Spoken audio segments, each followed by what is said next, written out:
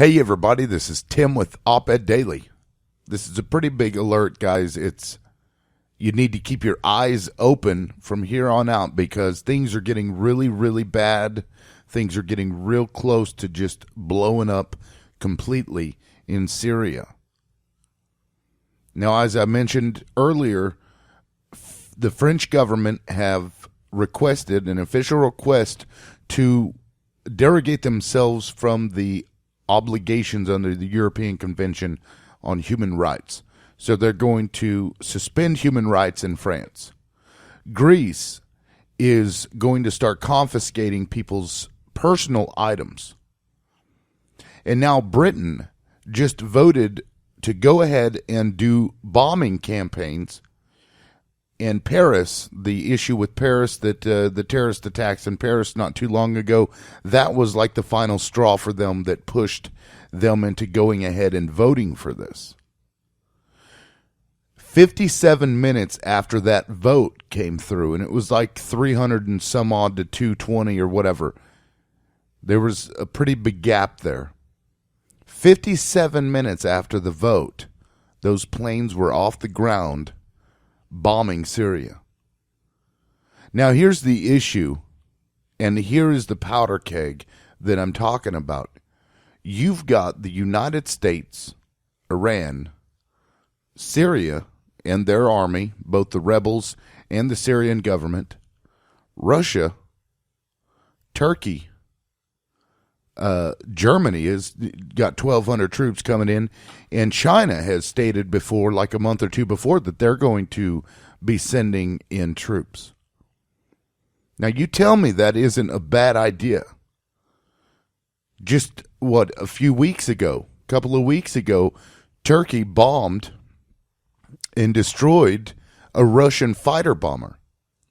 That fighter bomber had allegedly crossed a 2-mile stretch of land. There's a little finger that dips down into Syria from Turkey into Syria's northern border. Turkey's southern border dips down at just a little finger. It's 2 miles wide. According to Erdogan, the Turkish prime minister, or I think now he's the president, according to Erdogan, they warned him, the pilot, like 10 times in 5 minutes, but that doesn't make any sense because we're talking about a plane with an over 800 mile per hour speed, top speed. They're saying that the plane was in Turkish airspace for 17 seconds. So how in the world in 5 minutes did you know that that plane was going to enter airspace, because that plane was miles away? We're talking 50, 60 miles away or more in 5 minutes, traveling at the speed that plane would have been traveling. And the fact that it went into Turkish airspace for 17 seconds and got blown up, that is absolutely ridiculous. That is the biggest provocation I've seen thus far. And then Russia comes out with the proof that Turkey has been dealing with Syrian terrorists, with the ISIS terrorists in Syria.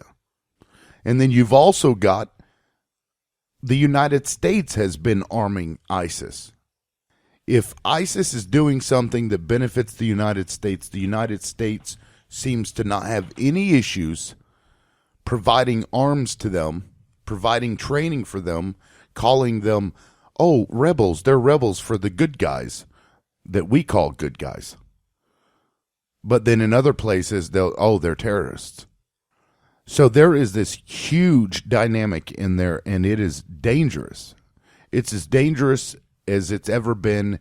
This is basically on the level with the Cuban Missile Crisis back in the 60s, if not worse. So we really need to pay attention, and you really need to start stocking up on your stuff, guys. Because if this breaks open, it's not going to be good at all. Russia just moved in some, I believe they're called Su-400s or S-400s, these SAM missiles, these anti-aircraft missiles that are the best in the world, these missiles. They can hit anything in the air, traveling at just about any speed. And they moved them in there after Turkey did that, and they said, if you cross over into Syria one more time, we're going to blow your ass up. And Turkey is a NATO ally. How do you think that's going to go over? Not very well. You see, the U.S. and Russia have made some kind of an agreement with each other, some kind of compromise in terms of the aircraft that's in the air over Syria so that they don't have any, incidences. But if Russia bombs Turkey, and they will, if Turkey violates Syrian airspace, if Russia destroys a Turkish plane, I don't think that the United States will ignore that, nor will the other NATO allies. They should, because in fact Turkey would deserve every bit of that, but it's that volatile over there. It really is leading into World War III. That would likely be the beginning of it if just one more thing happens.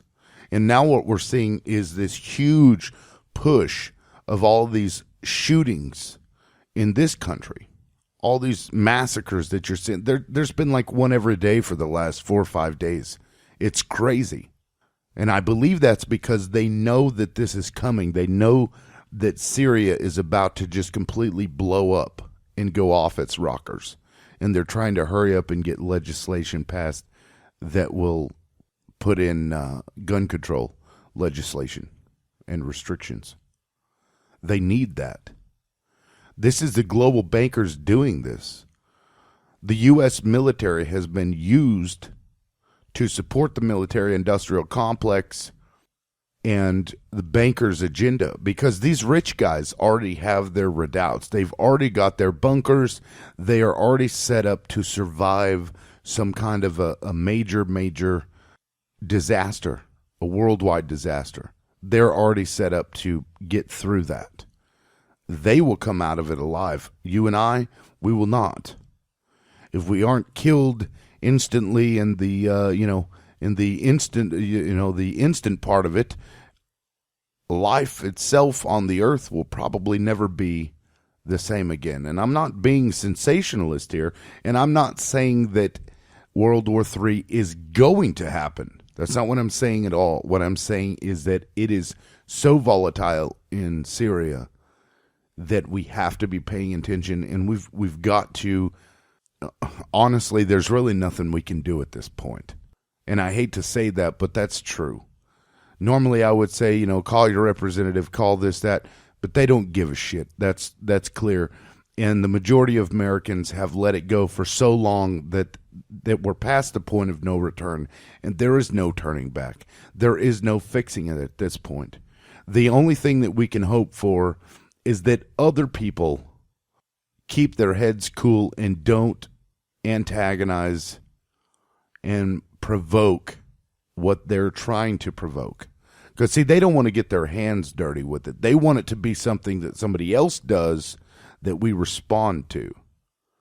They don't want to be the offending party. They want to be the defending party. So hopefully Russia has kept its head pretty damned cool this entire time.